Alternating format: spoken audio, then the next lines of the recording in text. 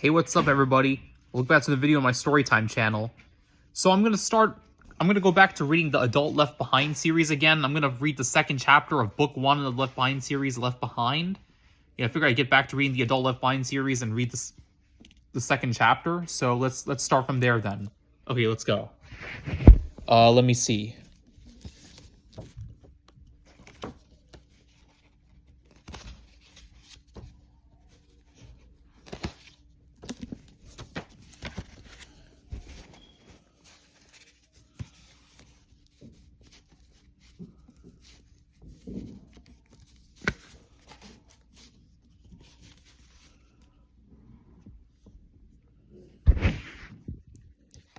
Cameron Williams had roused when the old woman directly in front of him called out to the pilot. The pilot had shushed her, causing her to peek back at Buck. He dragged his fingers through his longish blonde hair and forced a groggy smile. "Trouble, ma'am?" "It's my Harold," she said. Buck had helped the old man put his herringbone wool jacket and filled his hat in the overhead bin when they boarded. Harold was a short, dapper gentleman in penny loafers, brown slacks, and a tan sweater vest over a shirt and tie. He was balding, and Buck assumed he would want the hat again later when the air conditioning kicked in. Does he need something? He's gone. I'm sorry? He's disappeared. Well, I'm sure he slipped off to the washroom while you were sleeping. Would you mind checking for me and take a blanket? Ma'am? I'm afraid he's gone off naked. He's a religious person. He'll be terribly embarrassed. Buck suppressed a smile when he noticed the woman's pained expression. He climbed over the sleeping executive on the aisle, who had far exceeded his limit of free drinks, and leaned to take a blanket from the old woman. Indeed, Harold's clothes were a neat pile in the seat, his glasses and hearing aid on top. The pant legs still bizarre, still hung over the edge of his shoes and socks. Bizarre, Buck thought. Why so fastidious? He remembered a friend in high school who had a form of epilepsy that occasionally caused him to black out when he seemed superfluously conscious. He might remove his shoes and socks in public or come out of a washroom with his clothes open. Does her husband have a history of epilepsy? No. Sleepwalking? No. I'll be right back. The first-class labs were unoccupied, but as Buck headed for the stairs, he found several other passengers in the aisle. "Excuse me," he said. "I'm looking for someone." "Who isn't?" a woman said. Buck pushed his way past several people and found lines to the washroom in business and economy. The pilot brushed past him without a word, and Buck was soon met by the senior flight attendant. "So I need to ask you to turn your seat and fasten your belt. I'm looking for everybody's looking for someone," she said. "We have hoped to have some information for you in a few minutes. Now, please." She steered him back toward the stairs, then slipped past him and took the steps 2 at a time.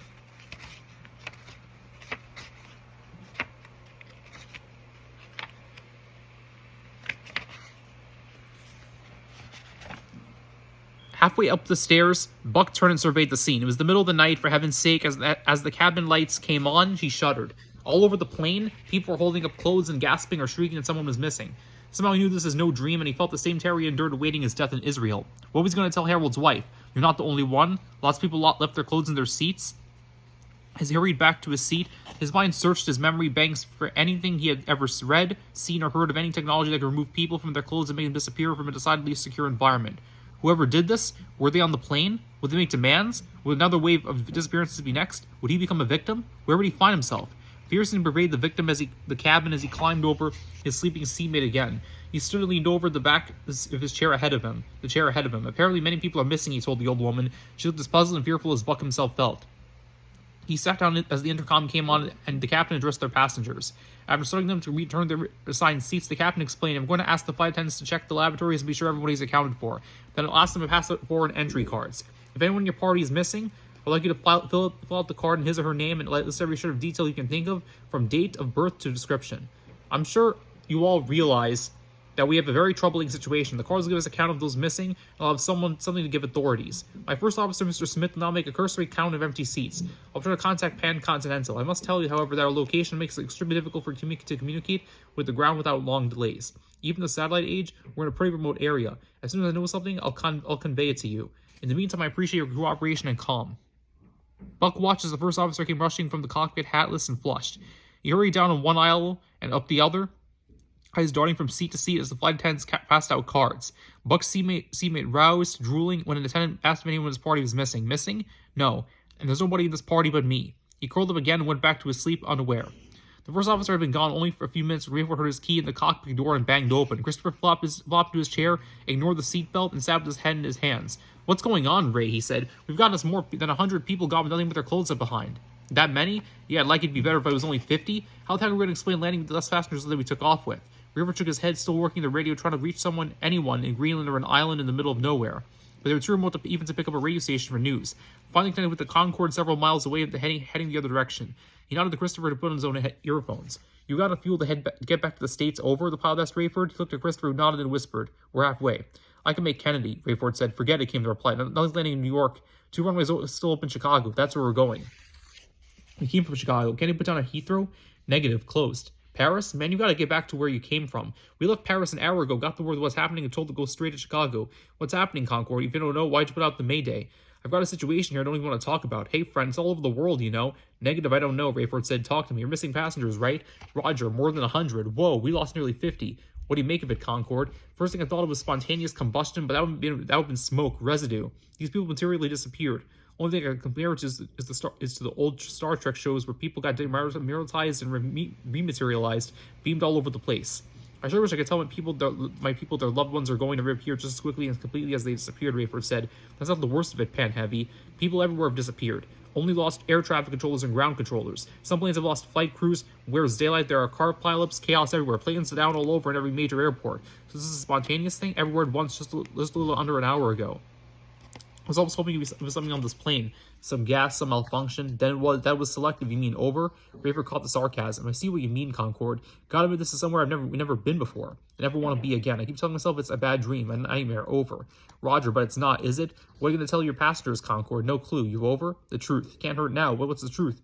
"What do we know?" "Not a blessed thing." "Good choice of words, Pan Heavy. You know what some people are saying, over?" "Roger," Rayford said, "but it's better that people gone to heaven than some world power doing this in fancy race. We forget that every country has been affected. See you in Chicago?" "Roger." Rayford looked at Christopher, who began changing the settings to turn the monstrous wide body around again and headed back towards the States. "Ladies and gentlemen," Rayford said over the intercom, "we're not going to be able to land in Europe. We're headed back to Chicago. We're almost exactly halfway to our original destination, so we will not have to have a fuel problem. Hope this puts your minds at ease somewhat. I'll let you know when we're close enough to begin using the telephones. Until I do, you will do yourself a favor by not trying." When the captain had come back on the intercom with information about returning to the United States, Buck Williams was surprised to hear applause throughout the cabin. Shocked and terrified as everyone was, most are from the States and wanted to at least return to familiarity to sort this thing out. Buck nudged businessman to his right. "I'm sorry, friend, but you're going to want to be awake for this." The man peered at Buck with a disgusted look and slurred, "If you're not crashing, don't bother me." When the Pan Console for 747 was finally within satellite communication range of the United States, Captain Rayford Steele connected with an all-news radio outlet, learned the far-reaching effects of the disappearance of people from every continent. Communication lines were jammed. Medical, technical, and service people were among the missing all over the world. Every civil service agency was on full emergency status, trying to handle the unending tragedies. Rayford remembered the L train disaster in Chicago years before and how the hospitals and fire and police units brought everyone into work. He could imagine that now, multiplied thousands of times. Even the newscasters' voices were terror-filled as much as they tried to mask it. Every conceivable explanation was proffered, but overshadowing all sorts of such discussion and even coverage of the carnage with the practical aspects. What people wanted from the news was simple information on how to get where they were going, how to contact their loved ones, determine if they were still around. Rayford started to get into a multi-state traffic pattern that would allow them to land at O'Hare at a precise moment. Only 2 runways were open, and every large plane in the country seemed headed that way. Thousands were dead in plane crashes and car pileups. Emergency crews were trying to clear expressways and runways, all the while grieving over loved ones and co-workers who had disappeared. One report said that so many cabbies disappeared from the cab corral at O'Hare, the volunteers were being trotted in to move the cars that had been left running with the former driver's clothes still on the seats. Cars driven by people spontaneously disappeared or careened out of control, of course. The toughest chore of emergency personnel was to determine who had disappeared, who was killed, and who was injured, and then to communicate that to the survivors. When Rayford was close enough to communicate with the tower at O'Hare, he asked if they would try to contact him by connecting by phone to his home. He was laughed off. "Sorry, Captain, but the phone lines are so jammed and the phone personnel is so spotty that the only hope is to get a dial tone and use a phone with a dial button."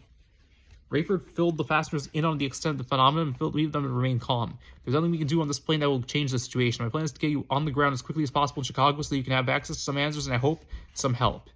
The in-flight phone had been on the back of the seat in front of Buck Williams, not assembled the external model connections all the way home phones were. That way, no one could simply snap the unit away from this connecting line and walk off with it. But Buck guessed that inside the phone connection was standard, and that if he could somehow get in there without damaging the phone, he could connect his computer's modem directly to the line.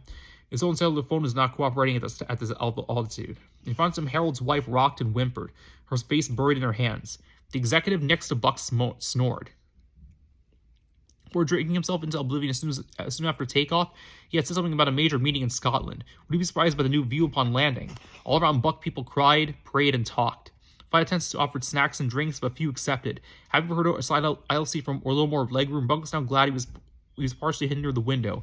He moved from his computer bag a tiny toolkit he never expected to use and went to work on the phone. Disappointed to find no wireless connection even inside the building, he decided to play amateur electrician. These phone lines always have the same color wires inside, so he opened his computer and cut the wire leading to the female connector. Inside the phone, he cut the wire and sliced off the protective rubber coating. Shut off the 4 inner wires from both computer and phone looked identical. In a few minutes, he had to splice them together. Buck tapped out a quick message to his executive editor, Steve Plank in New York, telling him his destination. I'll bank out all I know, and I'm sure this will be just one of many similar stories. Police will be up to the minute as it happens. Whether it will be of any use, I don't know. The thought hits me, Steve, that you may be among the missing. How would I know? You know my computer address. Let me know when you're still with us. He stored the note and set up his modem to set it to New York in the background while he was working on his own writing. At the top of the screen, a status bar flashed every 20 seconds, warning of the connection to the RAM of the information superhighway was busy. He kept working. The senior flight attendant startled him several pages into his own reflections and feelings. What in the world are you doing, she said, leaning in to stare at the mess of wires leading from his laptop to the in-flight phone. I can't let you do that. He glanced at her name tag. Listen, beautiful Hattie, are we not looking at the end of the world as we know it? Don't patronize me, sir. I can't let you sit here and vandalize airline property. I'm not vandalizing it. I'm adapting it in emergency. With this, I can hopefully make a connection where nothing else will work. I can't let you do it. Hattie, can I tell you something? Only that you're going to put that phone back to the way you found it. I will. Now. No, I won't do that. That's the only thing I want to hear. I understand that, but please listen. The man next to Buck stared at him and then at Hattie. He swore and used a pillow to cover his right ear, pressing his left against the seat back. Hattie grabbed a computer printout from her pocket and located Buck's name. Mr. Williams is expected to cooperate. I don't want to bother the pilot with this. Buck reached for her hand. She stiffened but didn't pull away. Can we talk for a second? I'm not going to change my mind, sir. Now, please, I have a plane full of frightened people. Aren't you one of them who's still holding your hand? She pursed her lips and nodded. Would you like to make contact with someone? If this works, I can reach people who can make phone calls for you, let your family know you're alright, even get a message back to you. I haven't stored anything. I promise if I can put it back the way I found it. You can, I can. And you help me? Anything. Give me some names and phone numbers. I'll send them in with what I'm trying to upload to New York, and I'll insist with someone to make the calls for you and report back to me. I can't guarantee I'll get through that if I do, they'll get back to me, but I will try. I'd be grateful. Can you protect me from other overly zealous flight attendants? How do you manage to smile? They might all want your help. This is a long shot as it is. I'll just keep everybody away from me. Let me keep trying. Deal, she said, but you look troubled. How you're doing the right thing, he said. It's okay in a situation like this to think of yourself a little. That's what I'm doing. But everybody's in the same boat, sir, and I have responsibilities. You have to admit that when people disappear, some rules go out the window. Rayford Steele sat ashen-faced in the cockpit. Half an hour from the touchdown in Chicago, he had told the passengers everything he knew. The simultaneous disappearances of millions of people all over the globe resulted in chaos far beyond imagination. He commented everyone on remaining calm and avoiding hysterics, although he had received reports of doctors on board who handed out Valium like candy. Rayford had been forthright, the only way he knew how to be. He realized he had told the people more than he might have. He lost an engine or his hydraulics or even his landing gear. He'd been frank with them that those who had not had loved ones disappear might get home and discover they'd been victims of many tragedies that ensued.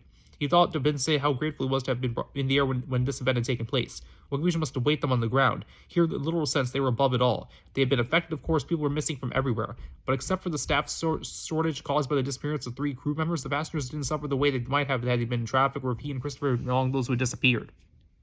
As settled into the holding pattern miles from O'Hare, the full-back tragedy began to come into view. Flights from all over the country were being rerouted to Chicago. Planes are being reorganized based on their fuel supplies. Rayford needs to stay in a priority position above after flying across the eastern seaboard, then over the Atlantic before turning back. It was not Rayford's practice to communicate with the ground control until after he landed, but now the air traffic control tower was recommending it. He was informed that his visibility was excellent, despite intermittent smoke from wreckages on the ground, but that landing would be risky and precarious because the 2 open runways are crowded with jets. They lined either side, all the way down the runway. Every gate was full, and none were backing out. Every mode of human transport was in use, busing passengers from the ends of the runways back to the terminal. But, Rayford was told, he would likely find that his people, at least most of them, would have to walk all the way. All remaining personnel had been called in to serve, but they were busy directing planes to safe areas. The few buses and vans were reserved for the handicapped, elderly, and flight crews. Rayford passed the word along that his crew would be walking. Passengers reported they had been unable to get through on the in-flight phones. Hattie Durham had told Rayford that one of the enterprising passengers in first class had somehow hooked up the phone to his computer, and while he composed messages, was automatically dialing and redialing New York. If a line opened, This would be the guy who got through. Buys on a plane, Bands descended to Chicago. Buck had been able to squeeze all into only one briefly freed up line to his computer service, which prompted him to download his waiting mail. This came just as Hottie announced that all electronic devices must be turned off. With an Acme he didn't realize he possessed, Buck speed tapped the keys they retrieved and filed all the messages, downloaded them, and backed them out of the link up in seconds. Okay, so I'll stop here and I'll update you guys with the second part to this chapter. Take care, everybody.